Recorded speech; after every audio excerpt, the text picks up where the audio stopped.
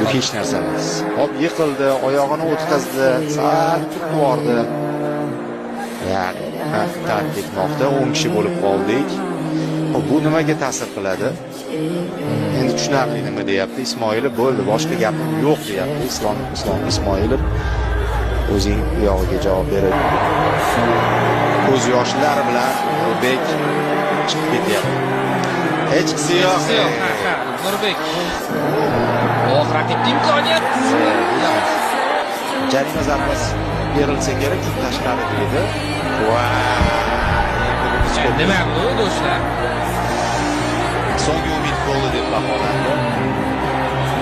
Hakamga topshirmoqda Ismoilov. Hakamga. Bu Saymurodov. Hozir pressing qilishyapti yigitlar. Aziz to'rt burchak chizadi. Hali ham penalti. Shakimov. Sen uchun biz hayajonlanamiz, sen hayajonlanma. Zarba! Gol!